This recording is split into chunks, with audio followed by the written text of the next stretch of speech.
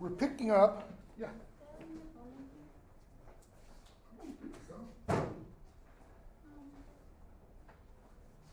That's okay.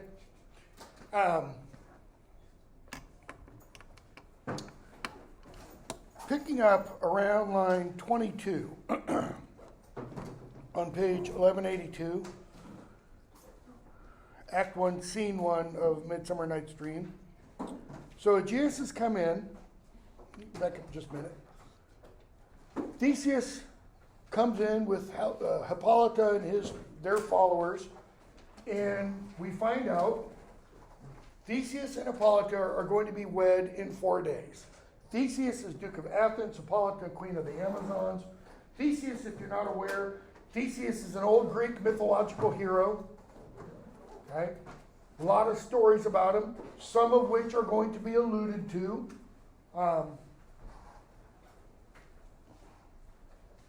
Oberon's going to say some things about him. And then Aegeus comes in. And Theseus asks how he's doing. And he says, full of vexation come I, with complaint against my child, my daughter Hermia. Okay? So he tells Demetrius to stand forth. So he comes in, Aegeus comes in, followed by his daughter Hermia, Demetrius, the man he wants Hermia to marry, and Lysander, the man that Hermia loves. So he says, stand forth, Demetrius. And then Aegeus says to Theseus, this man has my consent to marry her. And then he tells Lysander, stand forth. So you have, the Duke like standing here, and Aegeus here, and he has Demetrius stand here, Lysander stand here, kind of facing Theseus. He says, and this man hath bewitched the bosom of my child. Does he mean bewitched literally? Like cast a spell? No, he doesn't. He bewitched her how? What did he do? Everything from line 25, 26, 27, from 28 through 36. He's talking about how Lysander has bewitched her. He has given her rhymes, written her poems. He has interchanged love tokens. They've exchanged gifts.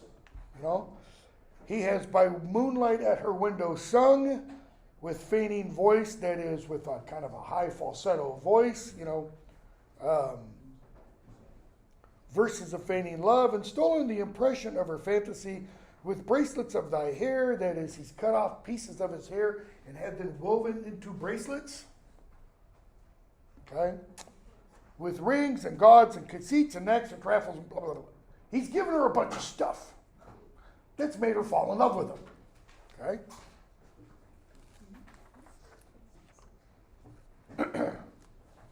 What used to be called, no longer used today, he courted her. He wooed her. In fact, Theseus even said, that he wooed Hippolyta with his sword. How did he woo her with his sword? He defeated her in battle. Okay? So,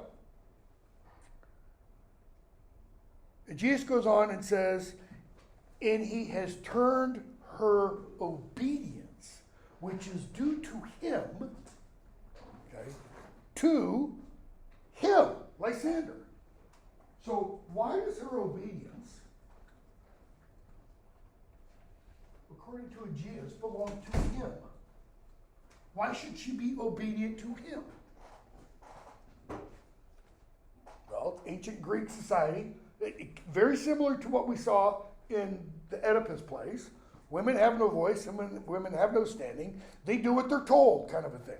Especially fathers to daughters. And we're going to get more of that come out. So, he concludes his speech with, I beg the ancient privilege of Athens. What's he mean by privilege? The law. What's the law? That she consent to marry with Demetrius, or, as she is mine, I may dispose of her. Now, dispose can have two meanings. To give away, like in a wedding, traditional Protestant wedding, what does the father of the bride do? Gives her away. Very, very ancient notion, right? Or dispose like, she's a piece of trash and he's going to put her in the disposal. He's going to get rid of her. Kill her is what he actually says, which shall be either to this gentleman or to her death. Okay? That's what the law says. Aegeus gets to decide. She either marries Demetrius or she dies. Notice, Theseus doesn't say, whoa, calm down there. That's a little extreme. Doesn't do that at all. He says, what say you, Hermia? Instead, nor does he say, whatever you want, Aegeus, that's the law. He gives her a say. He gives her an opportunity to respond. But he does counsel her also. Be advised, fair maid, to you your father should be as a god. Why? One that composed your beauties, yea, and one to whom you are but as a form in wax, by him imprinted. Doesn't mean, like if this were a sheet of wax, and I had something with an image on it, I print it, I press it on that soft wax, so that when I show it to you, you see the exact thing that's here. It's not that. It means he made you. The image that is you was made by your father. How? Notice she's not even mentioned on your mother. Mom's out of the picture. We have no idea where mom is. Okay? And within his power to leave the figure or disfigure it. Just as Bill Cosby used to have a routine long before he fell out of favor, back in the 60s, where he talked about himself as a kid listening to his father. And his father would, the kids would get a little rambunctious and do something, and his father would say, I brought you into this world, I can take you out of it. That is what is being said there. Okay? But then he finishes. Demetrius is a worthy gentleman. Why don't you want to marry Demetrius? Look at him. Demetrius is good looking. He's well off. He has an old family name. All that stuff. Hermia. So is Lysander. That is, Lysander is also worthy. Theseus. You're right. In himself he is. But in this kind, that is, in this nature, wanting, lacking your father's voice, the other must be held the worthier. You're right. Lysander is a worthy gentleman, just as worthy as Demetrius, except for one thing. He doesn't have your father's approval. Fathers and daughters. It runs all throughout Shakespeare. Okay? I would my father looked but with my eyes. Now think about that sentence for a moment. How does she look at Demetrius? Well, let me rephrase that. How does she look at Lysander? Demetrius is the one her father wants her to marry. She wants to marry Lysander. How does she look at Lysander? Future husband, right? She wants to marry him. What's involved with being future husband? Traditional morality. Sex in marriage. I would, my father looked with but my eyes. That's kind of transgressive, to use a popular buzzword. She wants her father to look at Lysander the way she looks at him, because she looks at him as a sexual mate. She wants her father to look at him like that? Am I just reading because I'm a dirty old man? No. Rather, your eyes must with his judgment look. Sure, her eyes look with what? Emotion, desire. He's saying, no. You got to train your eyes to look with your mind, your reason. That's how her father looks. Okay? And she goes, I do entreat your grace to pardon me. Why? She's stepping out of line here. I know not by what power I am made bold. And I used the example in my earlier class. She is, in a sense, enthused. Literally, the word enthused and enthusiasm mean inside, inside, within. Thus comes from Greek, theos, God, in-godded. It's like the God speaks within or inspired. That's what's meant by the word inspire, to be breathed into. She doesn't know what is breathing into her that is making her so bold. But she says, but I got to ask, what's the worst that can happen to me if I don't marry Demetrius? Okay? And Theseus says, well, okay. Either to die the death or to endure forever the society of men. Notice, he introduces kind of a third option. I mean, she has three options. Marry Demetrius, die, or he introduces another option. Endure means to swear away forever the society of men. And he means literally men, males of the species only. And do what? Become a nun. Not a nun to Jesus, a nun to Diana, the goddess of chastity and virginity. So, know of your youth, back up, 67. Therefore, fair Hermia, question your desires, your wants, your wishes. What desires? She's young. She's hormonal, just like a young hormonal male would be. Know of your youth, examine well your blood. You've got a little footnote, your passions. Whether, if you yield not to your father's choice, you can endure the livery, the dressing, the habit, the clothing of a nun. Can you do that? What's he really saying? Can you live never having sex the rest of your life? Can you quell those desires? For I, to be in shady cloister mute, to live a barren sister all your life, chanting faint hymns to the cold, fruitless moon. Why are the hymns faint? Because there's no real passion behind them. There's no real love for Diana. It's like, yes, here we are. Chaste virgins, yay, rah, rah, us, you know. Those people, he says, thrice blessed they that master so their blood, that can control their passions.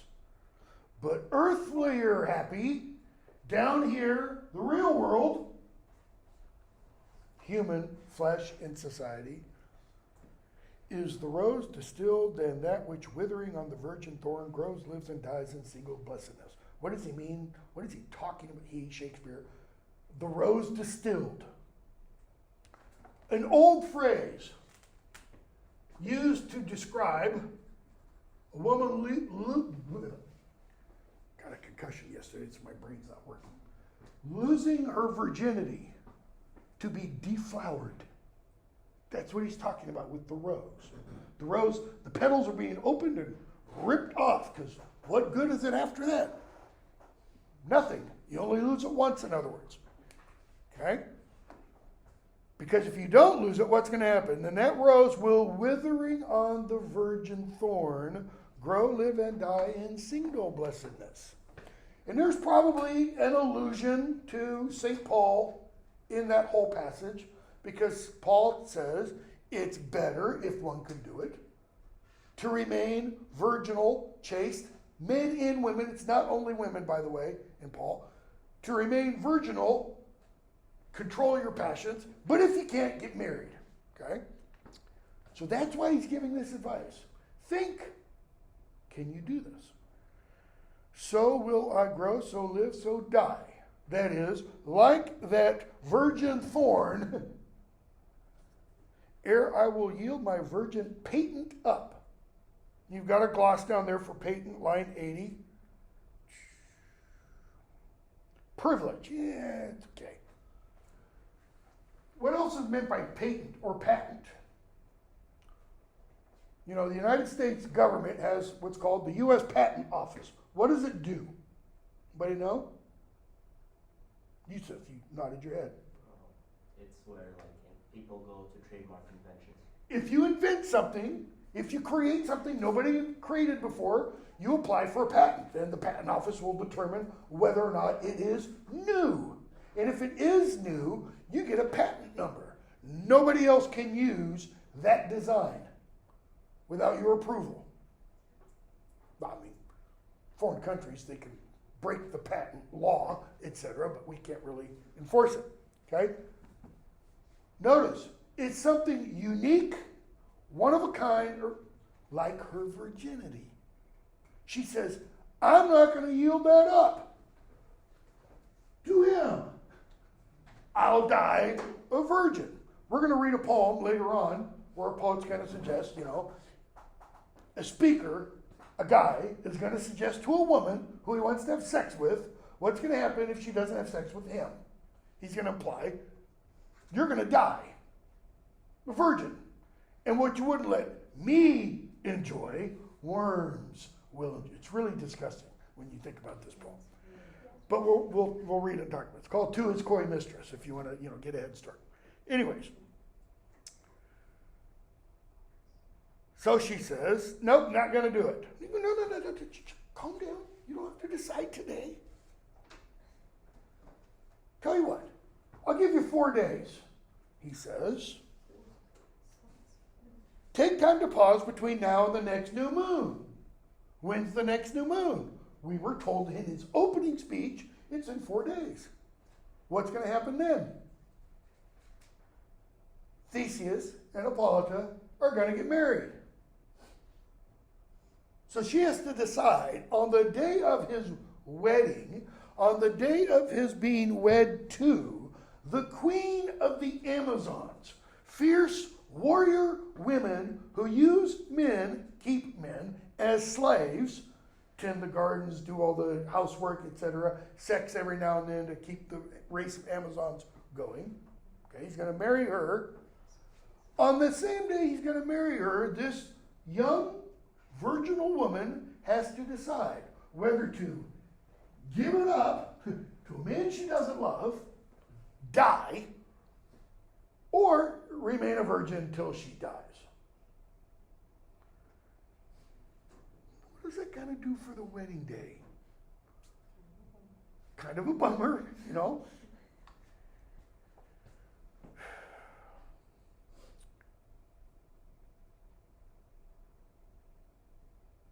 Demetrius, relent, sweet Hermia. Lysander, yield thy crazed title to my certain right.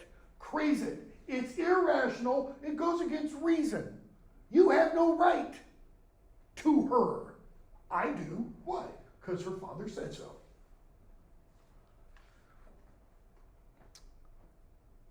Lysander. Lysander kind of plays upon something Hermia said earlier. I would that my father but looked with my eyes. Lysander, you have her father's love, Demetrius. Let me have Hermia's. Do you marry him? What's he just suggested? Homosexuality. You marry him. I want to marry her. He loves you. Go for it. Okay? The other day when I had this drawn, you have the people down here in the yard, the people standing there are called groundlings.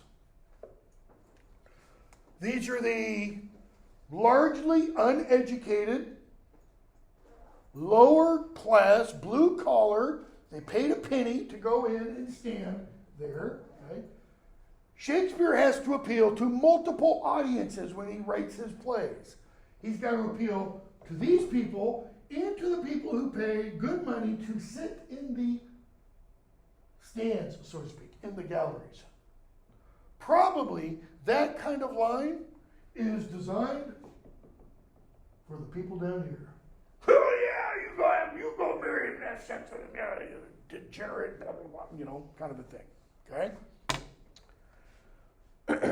Shakespeare's audience. I'm not making any assertions or conclusions about anything. So, scornful Lysander. Aegeus doesn't like what Lysander has just suggested. Scornful doesn't just mean like what we think of it, as someone looking down at me. He means, shut your mouth. How dare you even suggest such a thing? True, he hath my love. Love there means what? Favor, grace. Okay? And what is mine? My love shall render him. That is, and because she is mine. Ancient Greek society, not Shakespearean England, though a little bit Shakespearean England, but not as bad as it was in Greek society. What is mine? My love shall render him. She is mine. I give her. So Lysander then says, I am my lord as well derived as he. Who's the my lord? Is he speaking to Aegeus? I mean, that's the one who has just spoken to him. Is he speaking to Theseus? Is he speaking to both? I kind of think he's speaking to both. So he says, I'm as well derived as he. I come from as good a family as he does. And as good a family means our family name goes way back. Think, in the United States, whatever you think of them politically, Kennedy, Bush, they go way back, okay? As well possessed. I'm loaded. That's what it means. My love is more than his. My fortunes every way as fairly ranked, if not with vantage. My fortunes, my business dealings, even on a par, actually, I probably have a little advantage there. I'm doing better than he is.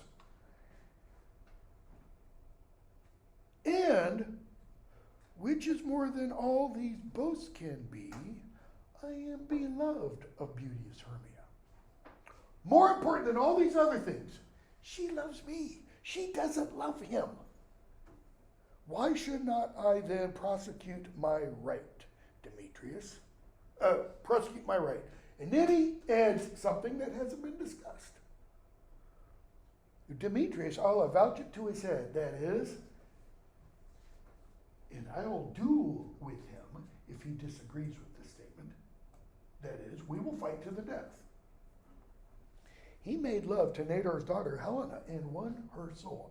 Doesn't mean he had sex with her. It means he wooed her. He courted her. The same kind of stuff that Aegeus said Lysander did to bewitch Hermia. Okay? And she, the sweet lady, dotes devoutly, dotes in, you get the idea? What does Helena have for Demetrius? She dotes on him. What does it mean to dote? It means it's your everything. That's all you think about. It's all you dream about. It's all you want. For her, Demetrius is everything. Upon this spotted and inconstant man. Your gloss for spotted. Morally tainted. Sinful. If this were Nathaniel Hawthorne, he would have a big old scarlet A on his chest, And then Theseus says, I heard about that, and I meant to talk to Demetrius about it. If I were Demetrius, I'd be getting a little worried. Because Theseus is the wall, pretty much. So, he says, Demetrius, come. Aegeus, you too. I have some schooling for you both. That is, let me teach you some things. Okay? He says, Hermia, 4 days. You better think long and hard. They all leave, with only Lysander and Hermia then left on the stage.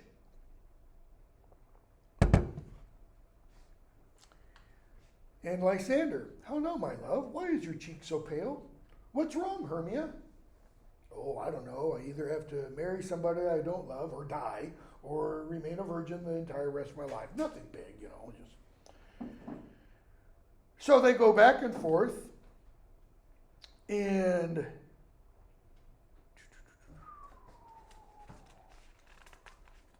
Lysander then gives a little speech beginning 141 that essentially leads to her response, and her response is kind of a summation of what he says. And that is that, to use a line that's going to be used later, the course of true love never did run smooth. In other words, if it's true love, what's it going to have? Rocks, bumps, obstacles. It's not going to be easy. Hermia responds, line 50. If then true lovers have been ever crossed, always thwarted, your gloss says, it stands as an edict in destiny. That is, this is the way it is for all true lovers. Then let us teach our trial patience. Our trial, our time of testing. Let us do what? Teach it patience. That means let us learn patience to patiently endure, to suffer this situation. Why? Because it is a customary cross. Customary means because all other true lovers have had to endure it. But it's a customary cross also means what? A cross is something that must be borne, something that must be carried. He would seek his life, must lose his life. If you want to follow me, you must take up your cross, Christ says, and follow me. As due to love as thoughts and dreams and sighs, wishes and tears, poor fancies, followers. Fancies there means imaginations. So thoughts, dreams, sighs, wishes, and tears are the things that come after fantasies and imaginations or imaginary longings, like fantasies of true love. So, Lysander, good persuasion. That is good rhetoric. Nice argument. I have an aunt, a dowager of great revenue, meaning she's loaded. She's a widower. She doesn't have any kids, and she loves me.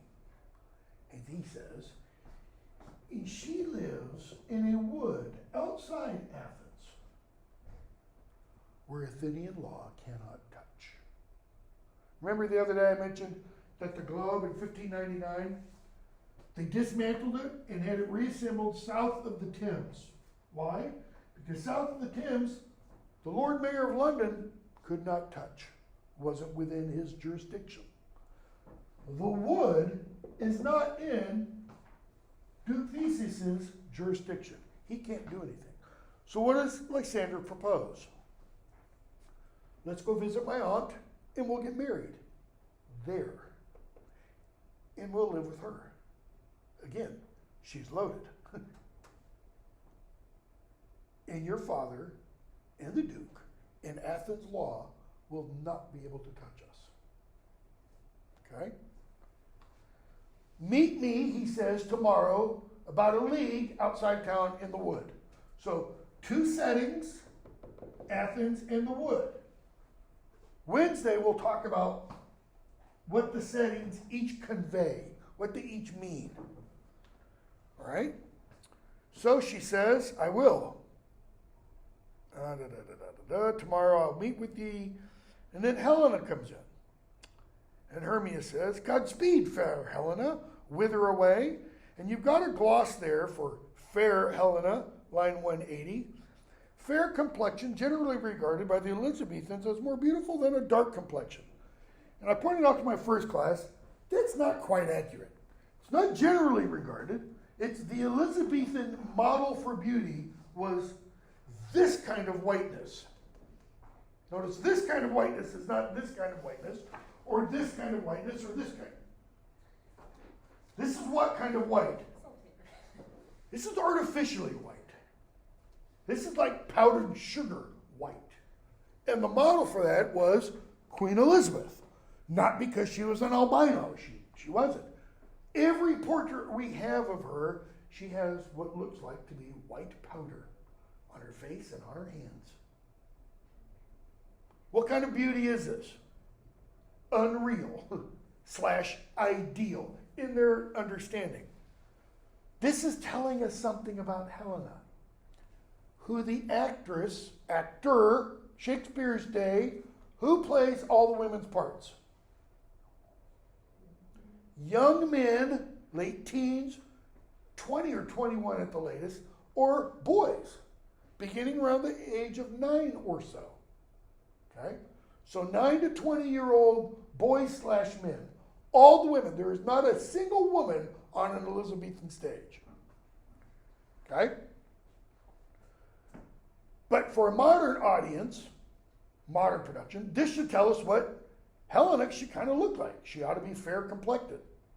We're also going to be told a little bit later on, she ought to be tall. She ought to be lithe.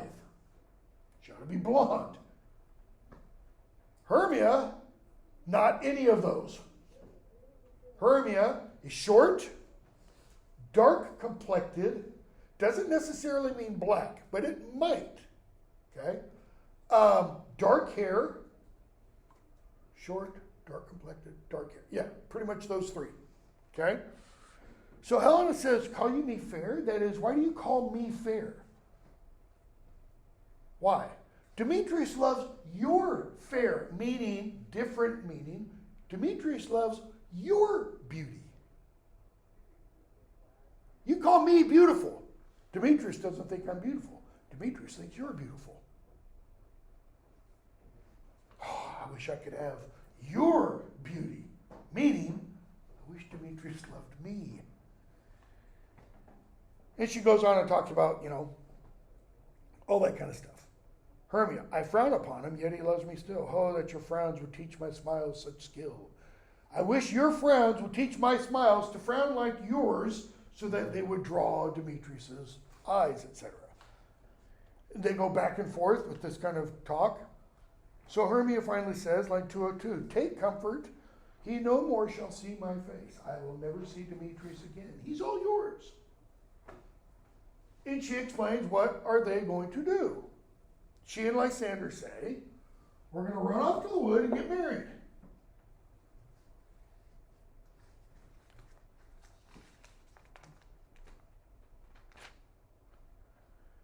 Hermia leaves, and then Lysander leaves. Helena gets a soliloquy. What's a soliloquy? Anybody? When the train of thought, the characters addressing the audience in like a speech. Single character, single actor on the stage. This is important. It can only be one. Okay? And when the character speaks, the character is telling you what he or she is thinking. And it's true. There's no falsity in a soliloquy. Right? Because nobody lies to themselves really up here. Because you can't. You know the truth of whatever the situation is. The reason I emphasize that, when we get to Hamlet, we're going to read a speech that's often called the greatest soliloquy in the English language. It's not a soliloquy. To be or not to be. Because Hamlet's not alone on the stage. So what Hamlet says in that speech is not revealing his true innermost thoughts. There's another speech that deals with suicide. Comes earlier in the play. So Helena gives us this big long speech. And she says, through Athens I am thought as fair as she, but what of that? Again, people look at me and they look at Hermia and they say, they're equal. Demetrius thinks not so. Demetrius doesn't think I'm fair. He will not know what all but he do know. He will not. That is, he desires, he wishes, he wants not to know what everyone else but he does know. What? What is it that he doesn't know that everybody else does? I am as fair as Hermia. But to his mind, I'm not. Why? Later writer said, beauty is where? In the eye of the beholder. Okay? And she's going to say, and as he errs, doting on Hermia's eyes, notice she's telling us from her perspective, Demetrius doesn't see properly. He doesn't see correctly.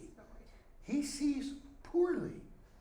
So she's going to take it upon herself to help him see better. So I, admiring of his qualities. Okay, so notice what she just said. He errs. Why? Because he dotes on Hermia's eyes. So I, what? She errs. Helena errs. Admiring of his quality, being astonished, being amazed. It's almost like intellectually she's saying, you know, he's not so great, but I still love him. Like an abuse situation.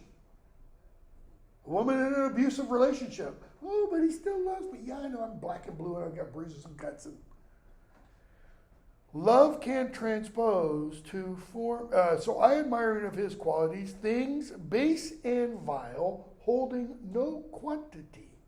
His qualities are base and vile. Love can transpose to form and dignity. Love can do what? Have you ever known a couple, seen pictures of a couple where one of them is just more handsome than should be allowed or more gorgeous than should be allowed and the other is not? Where you kind of go, how? Just no.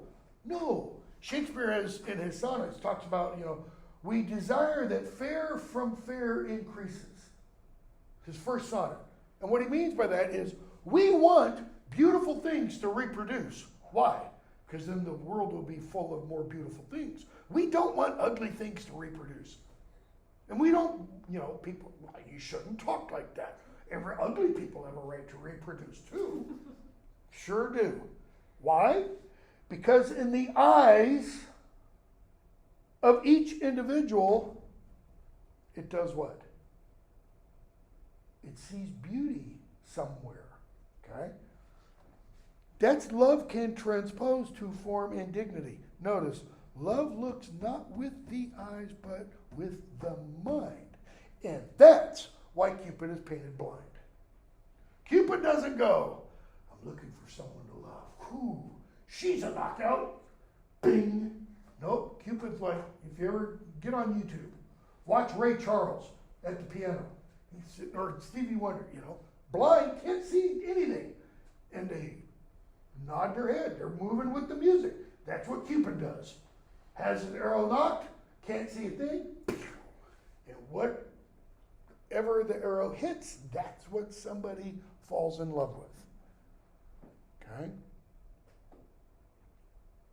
So, she tells us, what is she going to do?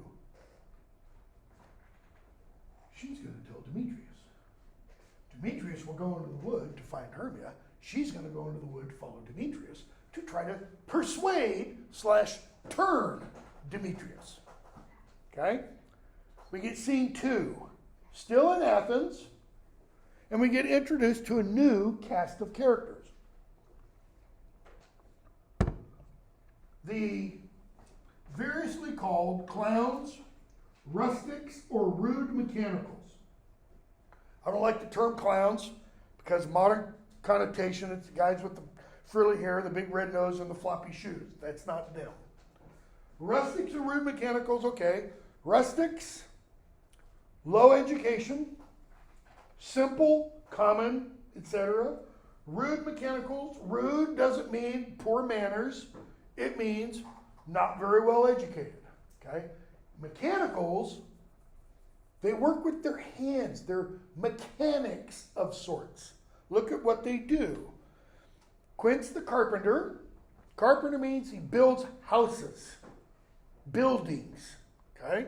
Snug the joiner. A joiner is a woodworker, but doesn't build houses per se. Builds things like window casements, door jambs, doors. Okay? Chairs, desks, tables. Bottom the weaver. Flute the bellows mender. Snout the tinker. Starveling the tailor.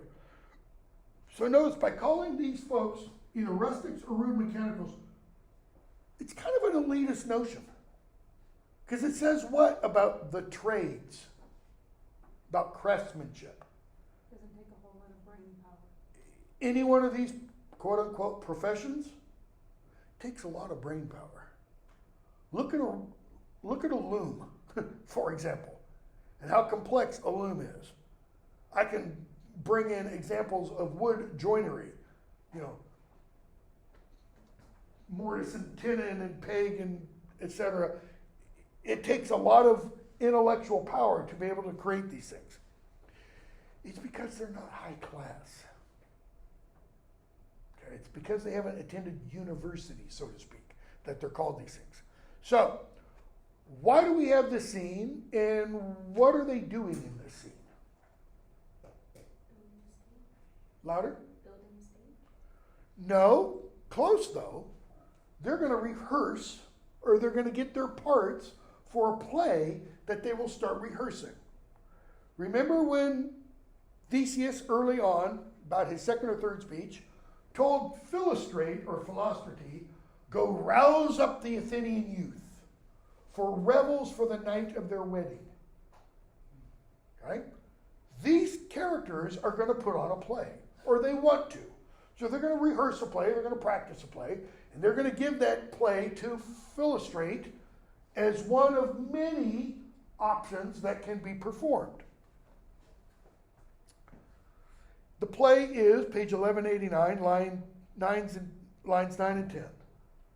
The title of the play is The Most Lamentable Comedy and Most Cruel Death of Pyramus and Thisbe. Lamentable comedy.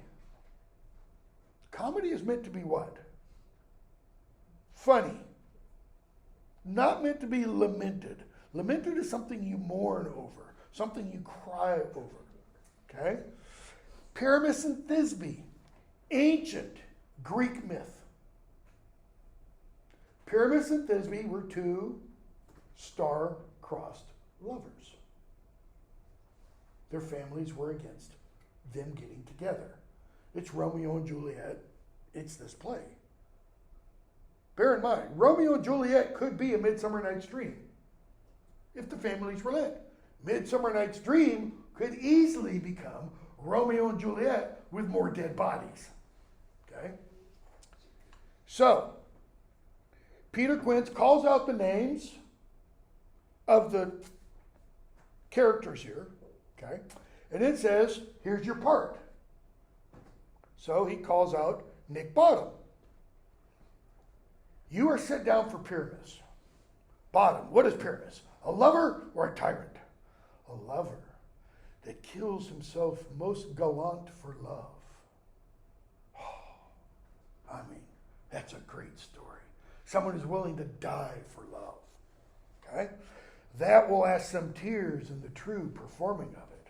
That is, he might mean, I will have to be able to produce tears, or I will, in himself, or I will have to be able to produce tears in the audience. Now, you can't produce tears in an audience. You can produce tears from two emotions. What are the two emotions? Laughter and sadness.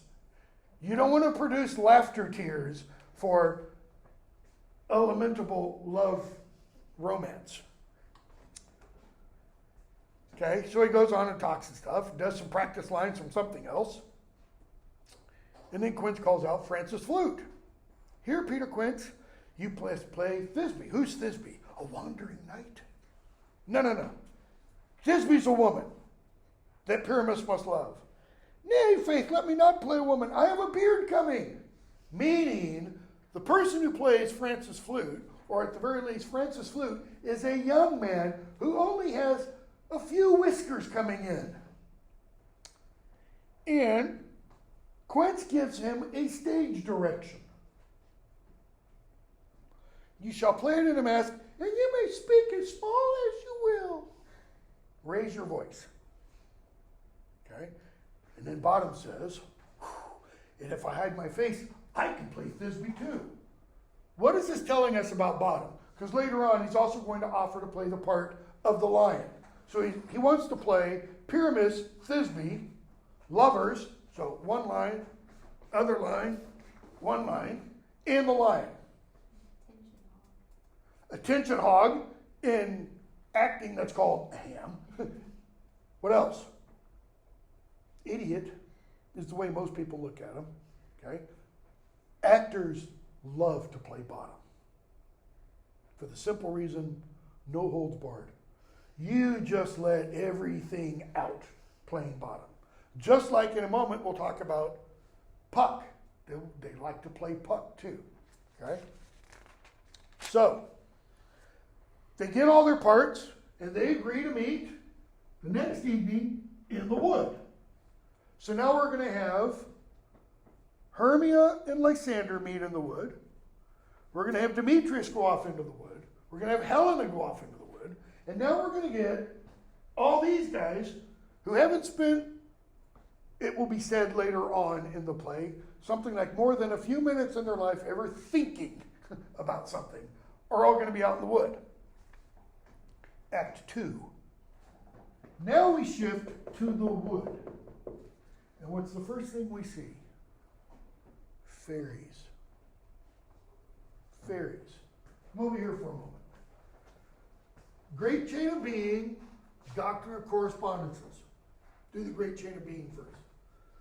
Great chain of being is essentially this idea. It's a way of perceiving reality that says everything that exists on a chain of existence. God, notice, is not in that chain. Between God and everything created, there's a huge gulf, chasm, because God's not created. Okay? So everything that exists is also divided into categories. Like, you could call this, if you want, the supernatural realm, or the angelic realm as I have it. And then the human realm, and then the animal, then plant, then rock, mineral, all the way down to the lowest gluon, nuon, whatever. Okay? Angelic realm is divided into 9 orders. There are 9 orders of angels. Human realm. Who's at the highest? Not the president. King. Okay? At the lowest, slave, peasant, peon. Animal. What's king of the beast? Lion. King of the birds. Eagle. Okay? Plant. Redwood. Something like that. Okay? Rock. Rock of Gibraltar. Whatever. Okay? Fairies are somewhere between the angelic realm and the human realm. Why? Because they have supernatural powers, but they're also kind of tied to nature, like we are. All right? Now come over to this for a second. It's called, I've got doctrine in quotation marks because it's not really a doctrine, like a religious doctrine, okay? But it's a general belief system that what happens up here in the supernatural realm affects what happens down here. What happens out in space affects what happens here. That is the basis for astrology. What planet you were born under determines what kind of person you are, according to the astrological idea. So, what happens in the fairy world, which is above ours, affects what happens down here. If there's discord here, there will be discord here. And that affects everything else, right? So, we get introduced to Puck. Puck comes in, a fairy comes in. Puck addresses the fairy and tells the fairy, you guys should go away. Oberon is keeping vigil here kind of tonight, okay? Keeping his revels here tonight. And he and the queen aren't getting along. His queen is Titania. And the fairy says, am I mistaken, or are you Robin Goodfellow, a.k.a. Puck? Shakespeare doesn't invent Puck. The idea of a puck, P-U-C-K, or pook, P-O-O-K, or puka, P-U-C-C-A, this is thousands of years old. We see this character, this figure in Indian literature, subcontinent of India. We see it in Slavic literature. We see it in Germanic literature. He's all over. Trickster. Kind of like Loki. All right? And Puck says, yep, that's me. And then come Oberon and Titania. Ill met by moonlight, proud Titania. What? Jealous Oberon? Notice that tells us something right there. If he's jealous, what's he jealous of? Fairy skip hence, I have forsworn his bed and company. Notice which one she puts first. We're not sleeping together. In fact, it's so bad we can't even be in the same clearing in the forest together. Tarry, rash wanton. Your gloss tells you rash wanton, headstrong creature. That's possible. Honestly, I think a better translation is tarry, rash whore, rash slut. Why? Because he's going to accuse her of favoring Theseus. And she's going to accuse him of favoring Hippolyta. And they each use examples from classical literature, okay, of people that the gods and or supernatural beings have involvement with. Okay? So I'm going to skip a bunch. And she says, no, I won't skip a bunch. Titania says, let me back up. Tarry, rash wanton, am not I thy Lord? What's he mean? They're married, by the way. Thy Lord, your boss, your commander. Am I not in charge of you? She says, then I must be thy lady. But what? I know when you leave fairyland, you do what? You go off and you pretend to be Corin with Phillida. These are images from what's called pastoral literature.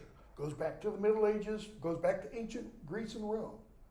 You have these types, these characters in pastoral literature of Phillida and Corin. Phillida, the farmer's daughter. Corin, the guy who slings bales of hay for the farmer, who falls in love with the farmer's daughter. They have kind of a rustic, common, ordinary, everyday love. Not necessarily sex, romance. Okay? She's saying, when you leave me in fairyland, you go and pretend to be Corin. And you do what? You do exactly what Demetrius did to Helena. You do exactly what Lysander did to Hermia. You sing sweet love songs. You play your little pipe. You woo. Okay? And then she goes on and talks about, but forsooth, line 70, the bouncing Amazon. I've never read yet a good gloss for bouncing. Only thing I can think of is breasts, or breast, the one that's left. Your buskin mistress and your warrior love. So she goes from the common, common girl, the farmer's daughter, to Hippolyta. To Theseus must be wedded, and you come to give their bed joy and prosperity. I know why you're here. You're going to bless their marriage. And he goes, don't talk to me about my favor to Hippolyta when I know your credit, your love to Theseus. And what does he say about Theseus? Didst not thou lead him through the glimmering night from Perigonea, whom he ravished? Ravished, what's that mean? Real word. Raped. That's what it means. And make him with fair Aeglus break his faith with Ariadne and Anti. These are all instances of the myth of Theseus. His involvement with multiple women happens a lot in Greek way. Okay? And she says, these are the forgeries of jealousy. No. This isn't really why you're upset. They're forgeries. They're not the real thing. What's he really jealous of? We'll stop there. It's the little Indian youth. So we'll pick up line 80 on Wednesday. All right. Have a good day.